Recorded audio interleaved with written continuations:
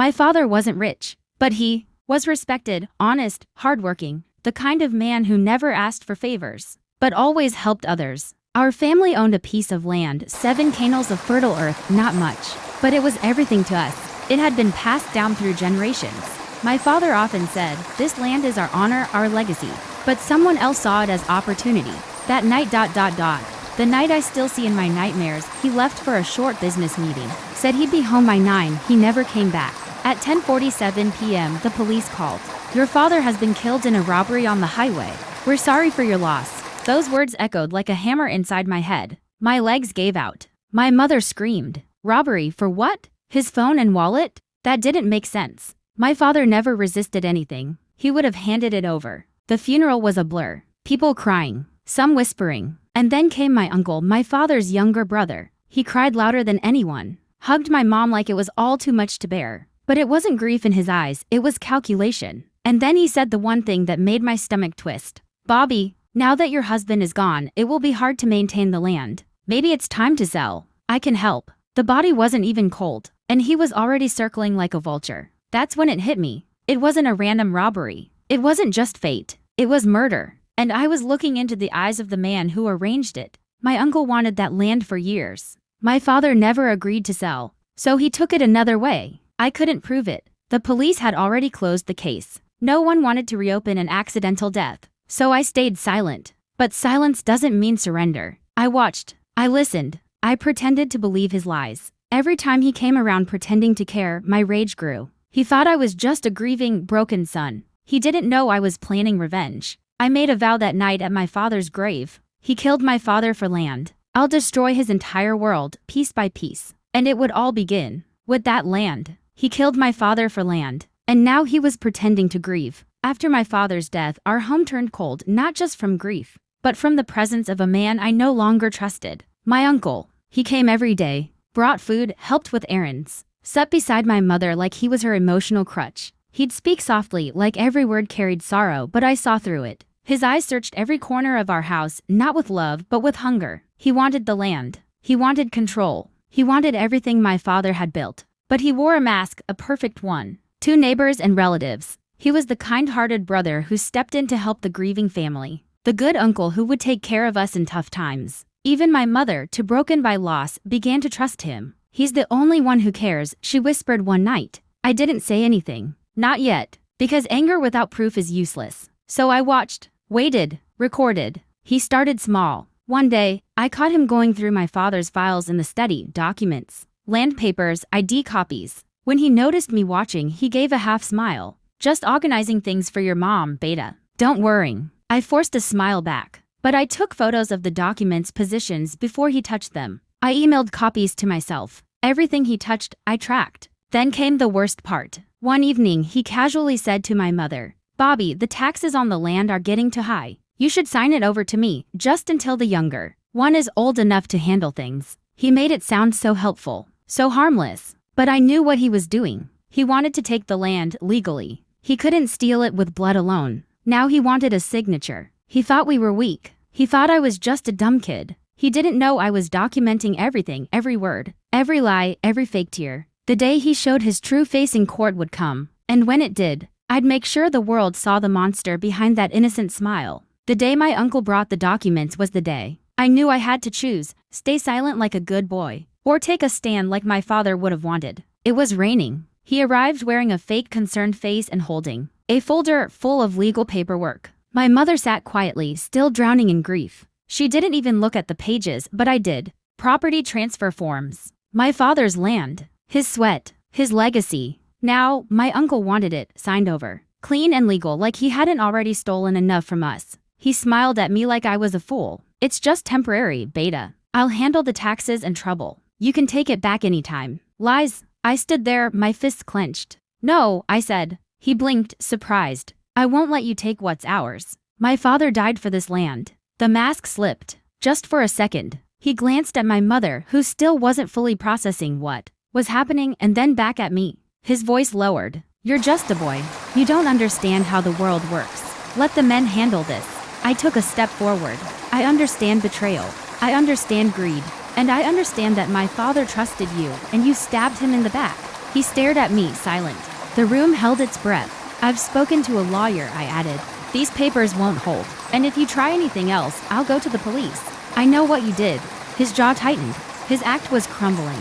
I knew I had hit a nerve. But more importantly, I had finally stood up. Not just for the land. For my father. For my family. He stormed out that day, folder in hand, rage barely hidden. But I didn't feel fear. I felt fire. That night, I sat beside my mother and told her everything about the documents. The lies, the recordings I had saved. And for the first time in weeks, she looked up. Really looked at me. He's not going to get away with this, I said. And she nodded slowly. Because now, we weren't grieving anymore. We were preparing for war. Once I took a stand, there was no turning back. My uncle knew I was onto him. And I knew, if I didn't act smart and fast, he'd twist the truth like he always had. But I wasn't going to play his game blindly. I needed proof. Cold, undeniable evidence. So I got to work. I began digging through everything, old bank statements, my father's handwritten notes, property files, even receipts buried in the study drawers. Every time my uncle visited before the funeral, I checked what files he touched,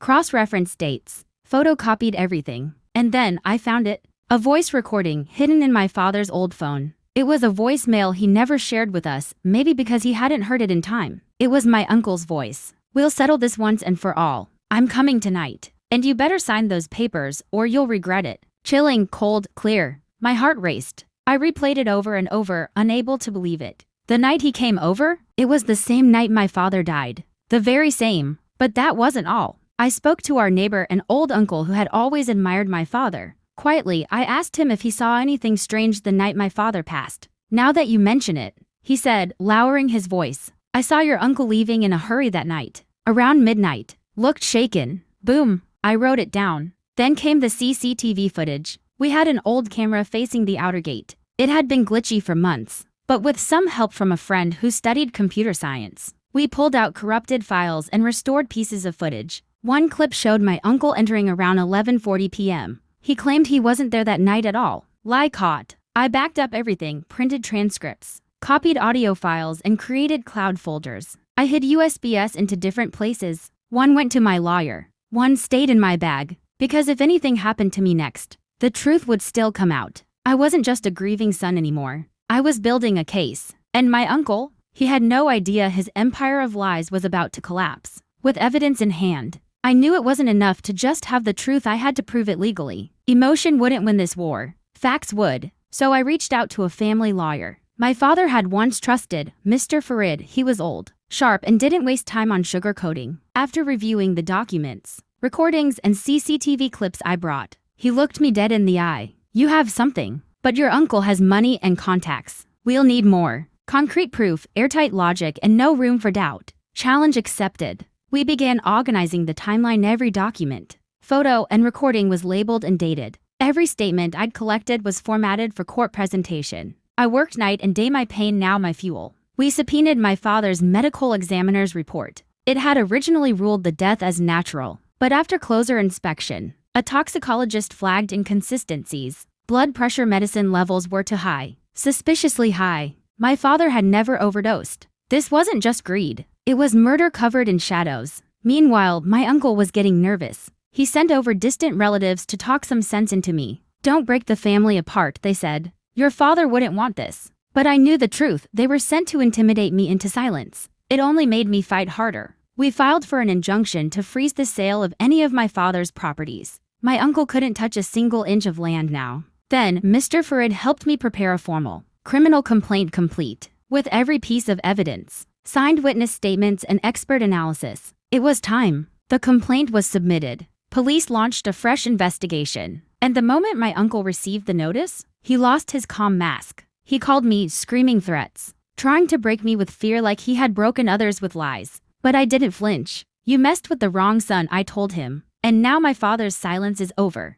That call was recorded too. Another nail in his legal coffin. The case wasn't just strong. It was bulletproof. And my uncle was finally running out of places to hide. My uncle, who had once walked around like a respected elder, smiling at neighbors, preaching morals at family gatherings, was now front-page news. Businessman under investigation for brothers suspicious. Death and property fraud. His photo was everywhere. The same face that had pretended to mourn at my father's funeral was now plastered across headlines, exposed for what he truly was. He couldn't hide anymore. The first crack in his empire came from within his own home. My aunt, the woman he always controlled, packed her bags and left. She didn't say a word, just left a note that read, "I stood by you when I thought you were grieving. Now I see I was married to a monster." His own children, my cousins, refused to speak to him. One of them sent me a message privately. "We didn't know. We're sorry. If we had even suspected, we would have helped you." His once loyal employees quit one by one. His company, built partly on my father's ideas and labor,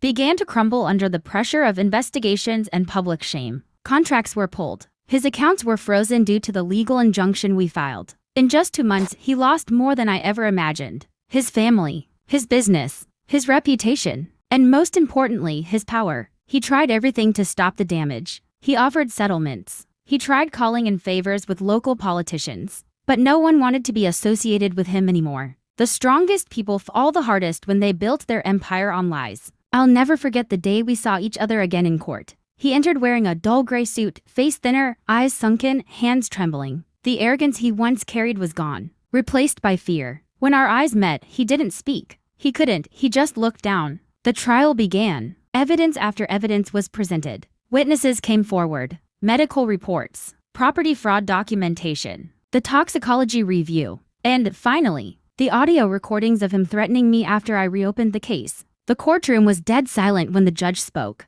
"This court finds the accused guilty of conspiracy, unlawful possession of property, and the premeditated murder of his brother." My mother broke into tears. My uncle didn't. He just sat there, frozen, as if he had finally realized it was all over. The sentence? 25 years in prison. No parole for the first 18. As the guards escorted him out of the courtroom, he turned back once. I thought he might say something, apologize, plead. But instead, he just looked at me. And for the first time, he was the one who looked powerless. That moment stayed with me, because it wasn't just about revenge anymore. It was about justice. I didn't just get back at the man who took my father from me. I destroyed the fake life he built over it. His fall wasn't loud. It was slow, painful, and witnessed by everyone he once deceived. And that was the real revenge. The courtroom victory may have sealed my uncle's fate legally, but for me, it still wasn't enough. Because while he had been sentenced for property fraud and conspiracy, the biggest wound of all had never truly been addressed.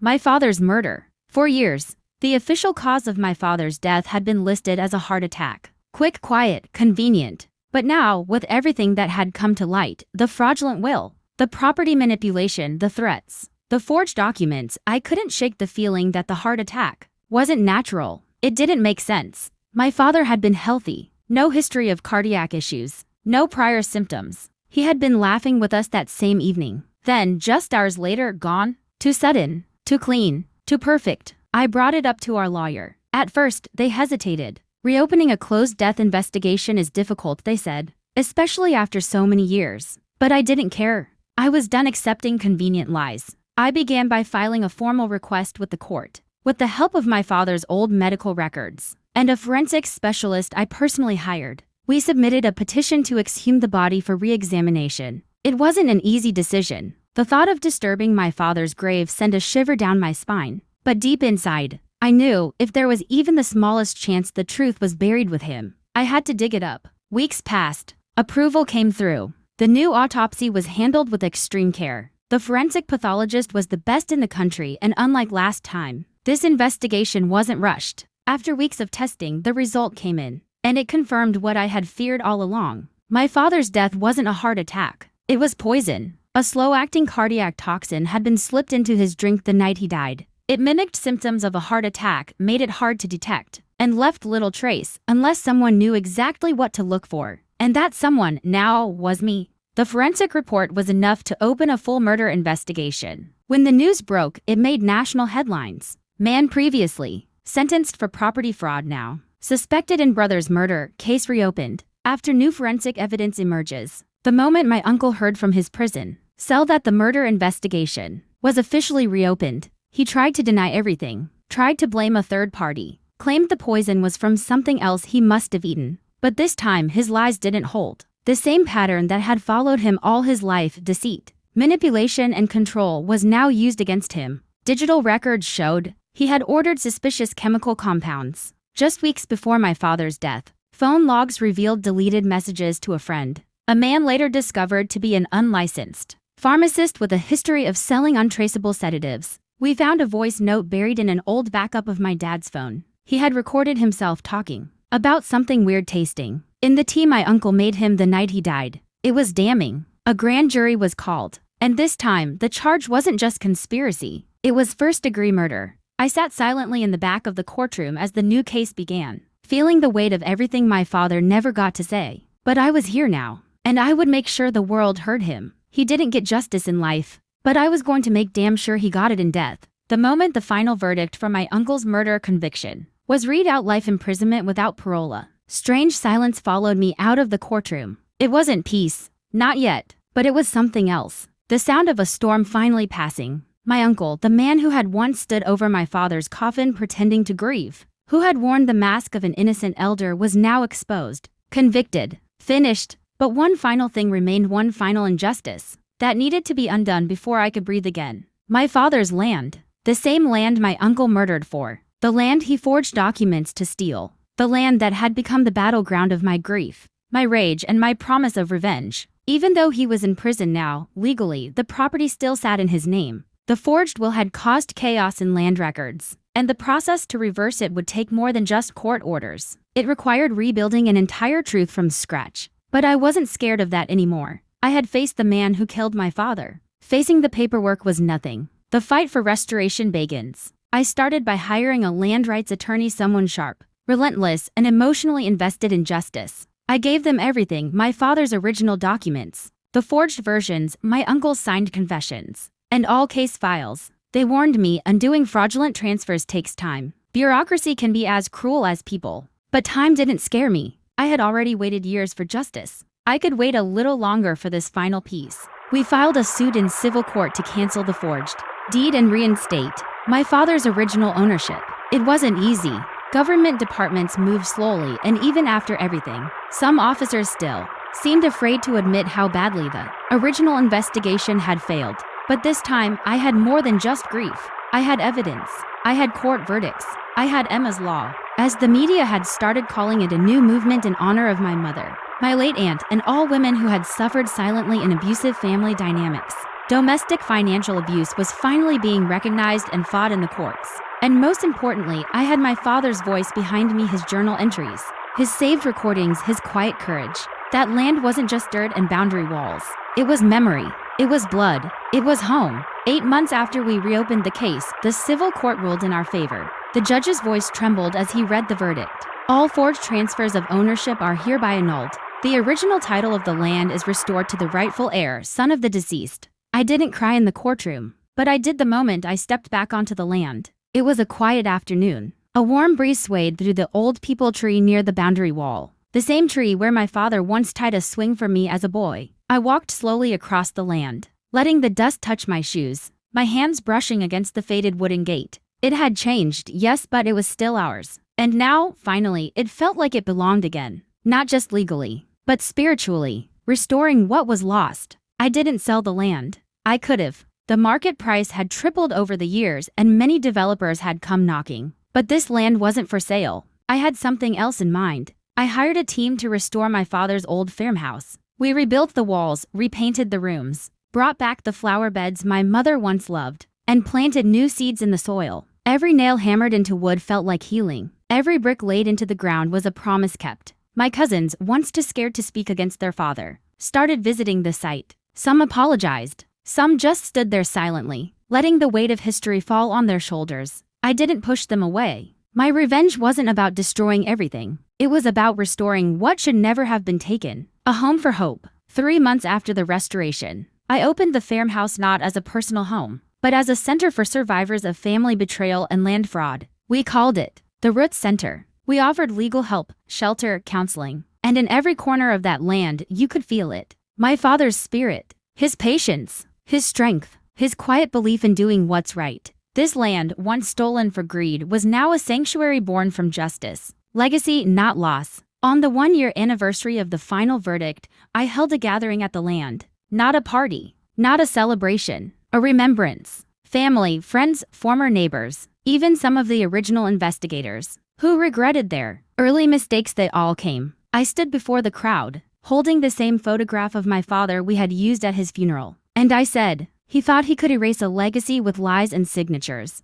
But the truth leaves footprints even lies can't cover. This land belongs not just to my father but to everyone who's ever been wronged, silenced, or underestimated. And today, it stands tall again. Not because I fought back but because I never stopped believing that the truth matters. Taking back the land wasn't just about property. It was about reclaiming identity, reclaiming voice, reclaiming dignity. My uncle took everything he could, my father, our home, our pride. But in the end, I took everything back. And more. Because the land he stole to build his empire? It now holds the roots of a legacy he could never kill. And those roots, they'll keep growing. Forever. The courtroom was silent, so silent. You could hear the judge's pen drop as he signed the final order. My heart pounded like a drum in my chest. My hands were clenched together so tightly, I barely noticed the pain. The moment I had fought for, cried for, bled for, was finally here. Based on the evidence presented, the court finds the accused guilty of premeditated murder and property fraud. He is hereby sentenced to life in prison without parole. It was done. Justice had been served. And for the first time since my father's murder, I finally felt like I could breathe again. I looked across the courtroom. My uncle sat there in silence, face pale, lips trembling. The same man who once smiled so easily, who manipulated everyone with his charm, now looked hollow, broken, defeated. He didn't look at me. Not once. Not when I stood. Not when I left. He knew what he had done, and deep down, he knew I had outsmarted him. When I stepped outside, I didn't cheer. I didn't scream in triumph. I stood still, closed my eyes, and let the weight of all those years slowly slide off my shoulders.